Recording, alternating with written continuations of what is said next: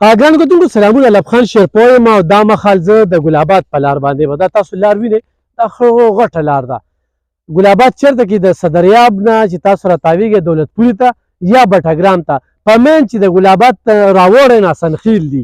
اسنخیل او ګوټپیر کې په دې سړک چې په ګوټپیر کې تاویږي نو ګاڼی ده، او هغه ګاڼی باندې په لار چې لږ رامخې ته شي نو مخامخ چې کوم دی نو پټي دي، او دلته کې دا 6.5 جریبه ځمکه ده. ګرانو کتونکو 6.5 جریبه ځمکه ده، او دا د کروندې دپاره ده. ګني پکې هغه دي ولاړ دي، ځان له پکې ګني کرلی شي. دا د دې ځمکې حصه ده. ورسره چې کوم دی نو غنم پکې کرلی شي، جوار پکې کرلی شي، دا سوپیدار پکې تاسو ګورئ. نو 6.5 جریبه ده. نو خو یو سړی وایي چې زه کروندې دپاره اخلم، فارم دپاره اخلم، نو ډېره زبردسته ځمکه ده او ډېره ښکلې لار ورته تللې ده. دا وینئ تاسو دا غنم وینئ، دا سوپیدار هم وینئ، ښه سوپیده کوي. دغه مخامخ دغه سوپیدې ته وګوره، دا ښه غټه سوپیده ده. مخامخ اپوزټ دې ته وګورئ نو دا سوپیداران دې ټل نه والي شوي دي. نو لکه دا ډېره د کار ځمکه ده او ډېر مناسب بیه ده. ښه ډېره مناسب بیه ده. څوک هم چې داسې ځمکې واخلي او خرڅوي یې نو د هغوی څه ضرورتونه وي، نو د هغه ضرورتونو لپاره هغوی خرڅوي. خو چې کوم سړی په دې کې انویسټمنټ کوي نو ایخ په نیغه ما سره په دغه نمبر باندې رابطه کولی شئ، او دغه نمبر چې کوم دی نو تاسو دغه کولی شئ.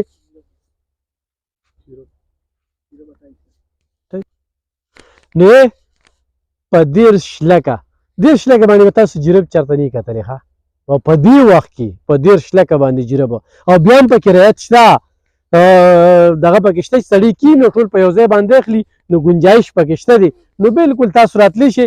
مخامخ چې کوم دی نو دا لار ده، دې خوا سره تاسو وینئ چې دا ګني دي او دومره فاصله نه ده.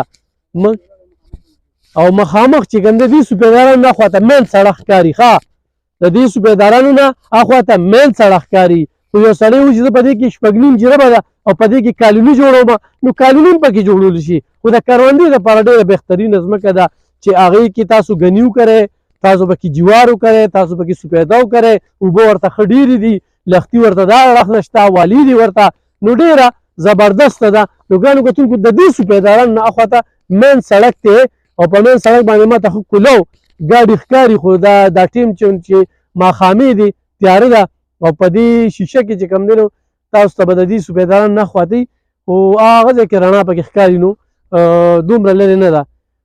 6.5 جریبه ځمکه ده په 13 لکه، او بیا هم پکې رعایت شته دی. چې په 13 لکه شي نو دا په 30-35 هزار باندې غالبا چې کوم دی نو په 30 هزار باندې مرله پروزي. مرله نو ډېر ارزان قیمت دی. او دې وخت کې په للمو کې په غرونو کې دا په دې ریټ باندې تاسو ته مرله نه میلاویږي. تاسو چې بیا ورته یم صدریاب ته راشئ، د دولتپور او بټګرام په لار باندې دی نو ګل آباد دی.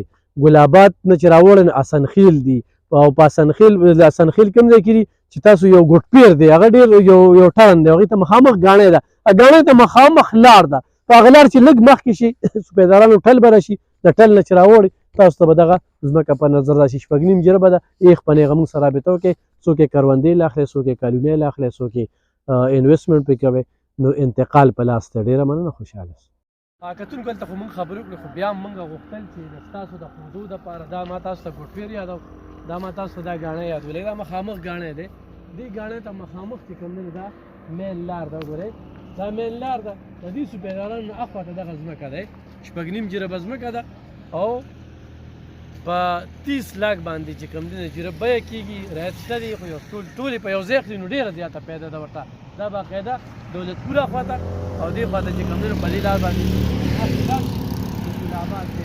ګل آباد بس مخامخ د دې دغه نه هغه دی سکول ښکاري، دغه سکول ښکاري، دا کورونه دي غونډه، دا غونډ کورونه دي، ډېر آباد ځای دی. نو کروندې دپاره هم ډېر سپیشل دی، کالونیا دپاره هم ډېر سپیشل دی. ایمان پراپرټي چې کوم دی نو د هغې نمبر یې تاسو سره شته دی، او د ایمان پراپرټۍ د سوري لاندې چې ښه اعتمادي او ښه باوري او انتقال په لاس، تاسو به مطمئن یې، دا باور در کومه بالکل به تاسو ته نه وي. صرف 30 لکه جریبه، 30 لک باندې دې وخت کې جریب چې کوم دی خو تاسو چېرته لیدلی وي نو ما ته ویلی شئ. نو ډېره ارزانه ده، ډېره پیدامنده ده.